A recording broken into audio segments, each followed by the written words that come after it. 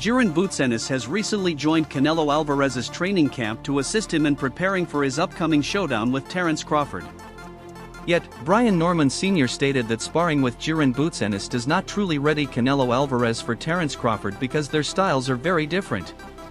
He clarified that the only actual resemblance between Boots and Crawford is their natural ability to switch stances, but outside of that, they fight in completely different manners.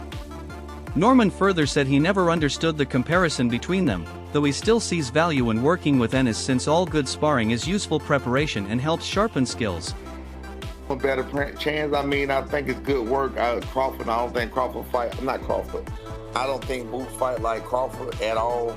That was just, I think the comparisons they were making initially was just as they both were switch hitters and they both could be so naturally. That's really the only thing that they do the same. They don't do anything else the same, literally. So I never understood the comparison in that myself. But I think it's still a good look because all work is good work and you want the best. Additionally, Breadman Edwards stated that choosing Jaron Ennis as a sparring partner for Canelo Alvarez was a smart move because Boots and Terence Crawford have many similarities even if not identical. He elaborated that both switch stances, fight as boxer-punchers, and possess a killer mentality, making the sparring highly beneficial. Edwards said he has known Boots for over 10 years, first hiring him in 2014 to spar Julian Williams, and has witnessed his growth firsthand in Philadelphia gyms. He added this decision shows Canelo is taking the fight seriously. And while some people might change their pick after seeing this step, he still believes Crawford wins. I was getting prepared for Crawford. I will use Boots as a sparring partner. If I was getting prepared for Boots, I would use Crawford as a sparring partner. I think that they're not exactly the same. No two people are, but they're very, very similar in styles with the switching, boxer puncher, killer mentality. They got a lot of things similar. So I think it was a good move by Team Canelo. And I got a kid that I train that box Boots, Crawford, and Canelo. So and obviously being from Philly, I done seen Boots in the gym for the last 11 years. Literally, the first time I ever hired him was in 2014 to spar Julian Williams. So I've been around him a long time, and I think it was a good move. You know, I'm still rocking with Crawford, but I know some people that was like, man, I'm changing my pick now because that's like the best sparring you could get, and they showed them that Canelo is taking this fight super serious. So I respect everybody's opinion, but I'm still rocking with Crawford. I still think he's going to. Furthermore, Andre Dirrell stated that Jaron Ennis joining Canelo Alvarez's camp is a form of payback toward Terence Crawford for not fighting Boots back in 2024 when he called him out. He explained that Crawford chose a bigger opportunity instead, going after Canelo Alvarez on September 13, 2025, which provided greater legacy, a bigger name, a larger payday, and more status. Dirrell added that it is now too late for Boots to get that fight, but he is excited to see how this camp helps Boots develop as a fighter, enhancing his toughness, skill set, and ring IQ. Canelo, I do believe this is get back on Crawford for not taking the fight with Boots back in 2024 when Boots called him out. But Crawford was on the bigger and better things, baby.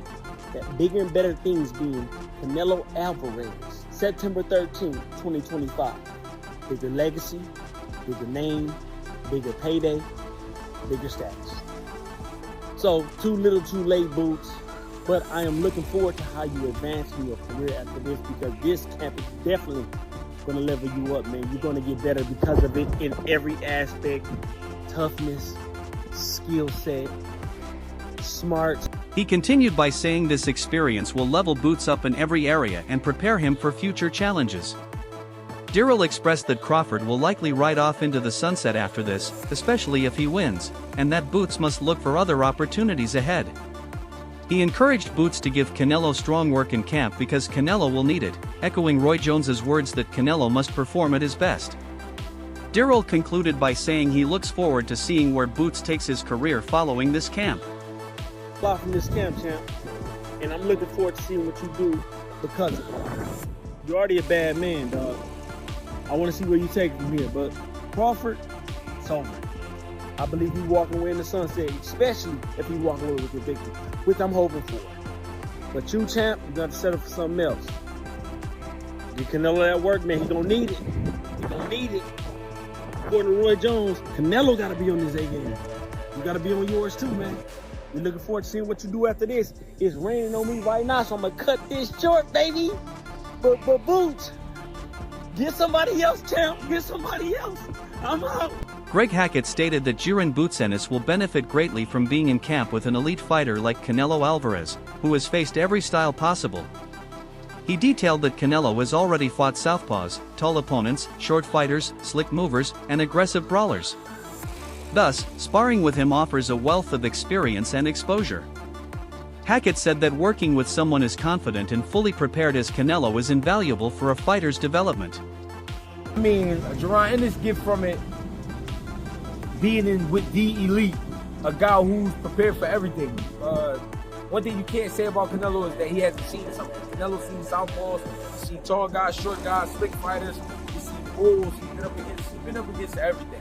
So you get a world of experience with a guy like Canelo. You get a guy who's in full confidence with a guy like him. AKO mentioned he was happy Jaron Ennis went to spar with Canelo Alvarez because it provides Boots top-level sparring he rarely receives, as he usually dominates others in his region.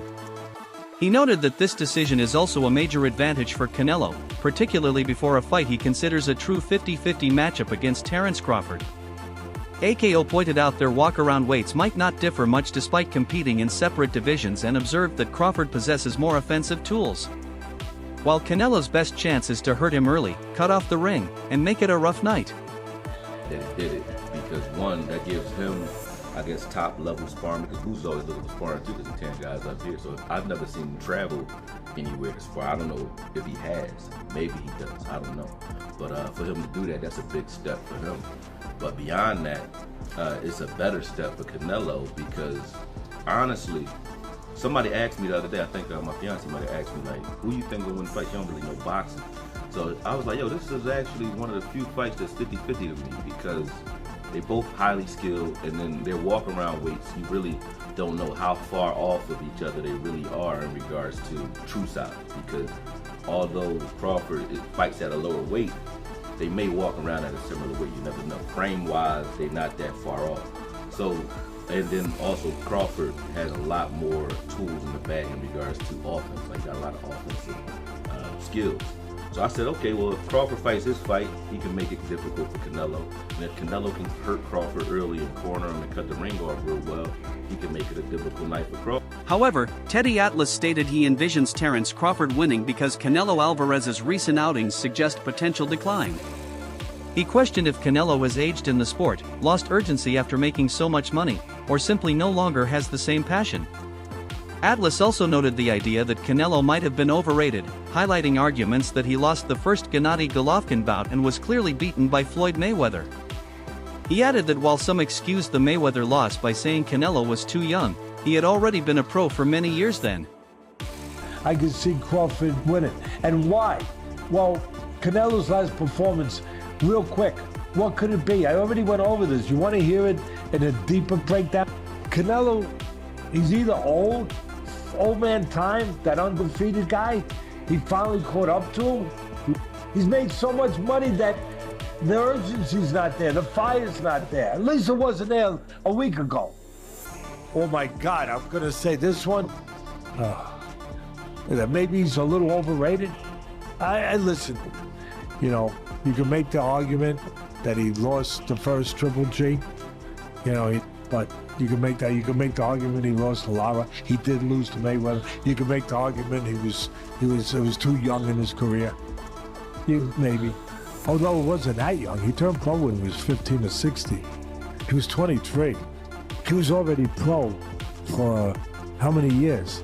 Moreover, Amir Khan stated he knows Terence Crawford well and described him as mentally strong and highly focused, calling him a killing machine when he locks onto something. Khan said Crawford has a switch that once flipped makes him fearless and relentless, very unlike fighters who take a gentler route.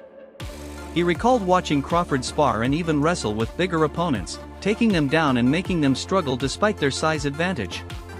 Khan added that while people emphasize Canelo Alvarez being stronger or punching harder, Crawford's core strength and overall toughness are undervalued, and many will be shocked by how powerful he truly is.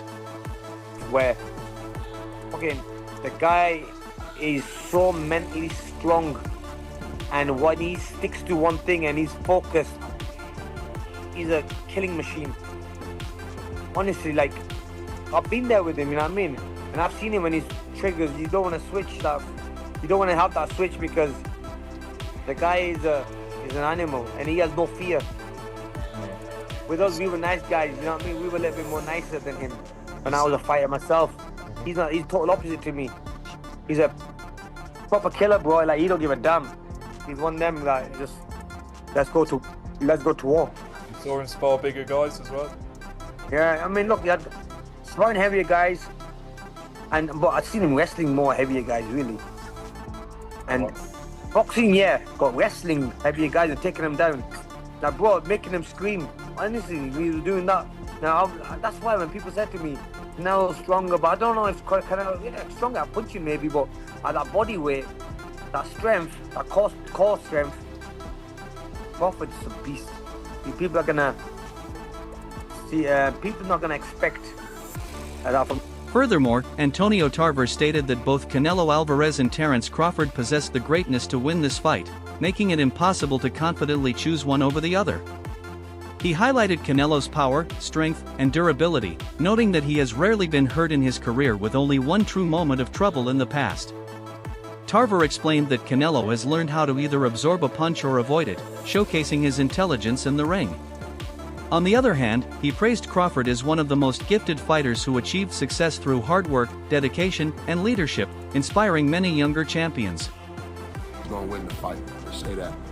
Both of these guys' greatness can win this fight. You feel me? Both of these guys' greatness can win this fight. You would be crazy to think Canelo can't win this fight with his power and strength. And this man ain't never been hurt, really never been in trouble before. But that one time, shout out to Cotto, Puerto Rico. Yeah, that one time, yeah, Cotto, yeah. The younger brother, the other brother. Yeah. That's the only time we see Canelo shook up. So he learned how to either take a punch or not get hit with that punch. Smart, you feel me? Tank, man, one of the most. What do you mean, Bud? Bud. I'm sorry, Bud. One of the most gifted fighters out there, bro. And he got it the hard way. You feel me? The hard way. Through work, commitment, and dedication, and being a leader, he's really led a lot of these young champions. You feel me? So Crawford has stood out from the beginning. Richard TZ said that even though he is a big Canelo Alvarez supporter, he leans toward Terence Crawford because he knows him personally and admires his skills. He praised Crawford's exceptional defense, adaptability against opponents, and versatility as a switch hitter with many different weapons. Torres explained that while Canelo always carries fight-ending power, especially at a higher weight where he is naturally settled, Crawford has the talent and pound-for-pound ability to rise to the challenge over the long run, making this fight extremely exciting to watch. I'm a Canelo fan through and through. You know, he's one of my favorite fighters. But I know Terence Crawford personally, and I'm a little biased toward Crawford, so I am leaning towards Crawford. Crawford has some of the best defense I've ever seen, and I think he styles his defense to the fighter too. You know, like what he did with Spence and some of these other guys. It's impressive. Switch hitting. You know, the switch hitting, being able to do so many different. He has so many different assets and abilities that I'm leaning towards Crawford, but I'm leaning towards Crawford in the long game. I don't necessarily. I think Canelo will always have that one-shot killer shot, you know, and so he has to watch out for it, especially at a bigger weight. Where Canelo, he's filled in that weight, you know, he was able to really like move up and take on and personify that weight. I think that Crawford has to be able to do that himself, but if anyone can do it, Crawford can do it. You know, Crawford's one of the pound-for-pound guys, and I'm just excited to see that fight from you, honestly. David Hay said that if anyone is capable of doing the impossible and defeating Canelo Alvarez, it is Terence Crawford. He admitted he never imagined seeing the day when these two fighters would share the same ring.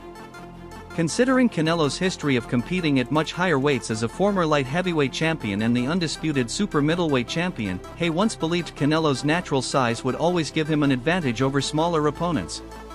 But after seeing them together, he realized their sizes are more comparable than expected, turning this into a true pound-for-pound contest. One can do the impossible, and that's beating Canelo. I've been a fan of his for a long time, and likewise with Crawford. I never thought there was a version of reality where they'd both be in the ring with each other. I initially automatically assumed, because Canelo's obviously beaten, he was the light heavyweight champion of the world, undisputed super middleweight champion of the world. He's just campaigned at a much bigger weight, so a good bigger can beat him a good little, usually. Until I saw them standing next to each other, and they looked the same size. I couldn't quite figure it out. I was like, okay, if they're the same size, then it's literally pound for pound. Who's pound for pound better? And that's it, they're both pound for pound fighters. A lot of people have got them one and... He explained that although his initial pick was Canelo, his view has shifted because Crawford, much like Andre Ward, is a highly calculated fighter who would never accept such a dangerous challenge without knowing he had the necessary skills to win. Hay called this matchup a rare meeting of two elite fighters and described it as a dream fight that boxing fans have long awaited. He added that a clash of this magnitude would have been hard to imagine 10 years ago, but the modern boxing landscape has made it possible. Canelo's starting off, but over time, I'm starting to think, once again, Crawford is one of those guys where he reminds me of kind of Andre Ward a little bit, the mindset, and he wouldn't put himself in a position if he didn't know for sure he had enough firepower to deal with someone of Canelo's stature and Canelo's history. But it's the two best fighters on the planet mixing it up. It's one of those dream fights. It's a proper trade fight, that anyone who's interested in boxing wants to see two living legends going at it. Yeah, I can't believe it's actually happening. Does that make sense? Because they're so big in their own right. The fact that fight would never have happened 10 years ago, 15 years ago. It just wouldn't have happened. But now anything's possible in boxing. Andre Ward said he is thrilled to be ringside at Allegiant Stadium for what he called a historic night with massive stakes for both fighters. He praised Canelo Alvarez and Terence Crawford for risking their legacies, reputations, and super middleweight standing at this stage of their careers, emphasizing how rare it is in today's boxing for top fighters to choose such high-risk matchups over safer alternatives. Excited to be a part of this event. I'm excited to be ringside, calling this great card and this great matchup. Historic event for many reasons for both fighters. Super middleweight supremacy on the line, legacies on the line, your namesake and reputation is on the line, and I just take my hat off to both of these fighters for putting everything on the line late in their careers the way that they are. This is rare, and it's becoming more and more rare in boxing. Guys don't want this kind of smoke. They really don't want to face another counterpart that can ruin everything that they've built. And it really don't matter how much money's on the table for a lot of guys. They'd rather take a lesser risk for less money than to risk everything like these two fighters are doing. So I take my... Timothy Bradley Jr. stated that he expects Canelo Alvarez to attempt to control the center of the ring and possibly move lightly on his feet early, as both fighters will want to test each other's power during the opening stages. He explained that the early rounds will center on positioning, balance, and establishing the proper distance to land effectively while avoiding counters, noting that Canelo typically settles into his rhythm faster than Terence Crawford. Canelo will try to control the center of the ring. I think he might even box a little bit on his toes, due to the fact because he wants to feel the punching power, and vice versa. Crawford wants to feel his punching power as well. In the beginning, it's all the position balance. Like both guys are trying to get balance and trying to find their rhythm. Understanding their distance to where they can punch and at the same time avoid getting in. It takes Crawford a little bit more time than I would say Canelo to get right. Hamza Shiraz added that he envisions the fight being highly competitive in the first 6 rounds, but afterward he believes Canelo will start taking over and dominate as the bout progresses. I expect his fight with Terence to go in September. I expect the fight to be very competitive for the first 6 rounds, and then Canelo to take over and dominate. Ronnie Shields stated he views the matchup as an exciting one and believes Terence Crawford truly has a legitimate chance to come out on top. He explained that Crawford will bring a different style compared to fighters like Callum Smith or Arislandi Lara, using his ability to switch stances, vary his movement, and capitalize on counterpunching to create opportunities. Shields added that if Crawford can make Canelo Alvarez miss and immediately exploit those moments, he can disrupt Canelo's rhythm and force him into uncomfortable situations, which he considers the best way to challenge Canelo's dominance. You know, I've been asked this question a lot the last couple months. Yeah. And I really and truly believe that Crawford has a great chance. You know, Crawford is not going to fight him like school fought him. He's not going to fight him like Lara fought him. Crawford is going to be doing a little bit of ins and out, I believe. Turning left-handed and right-handed. And, you know, for me, I think he's going to give Canelo a problem. Because Canelo probably going to think he's going to be moving a lot. And I don't think so. I think Crawford is going to practice, you know, rely on his counter-punching abilities and then start taking the lead and putting Canelo in positions he's never been in, you know, in a long time. So, and I think that's the right way to fight Canelo. You know, you can't worry about his power. You just got to worry about making him miss and then countering and being effective. And Crawford has all the ability to do. So, what are your thoughts on this? What do you think about the upcoming clash between Canelo and Crawford? We would love to hear your opinions on this. If you enjoyed this video, don't forget to like, share, and subscribe to Knockout Voyage for more amazing boxing content. Stay tuned for the next big fight.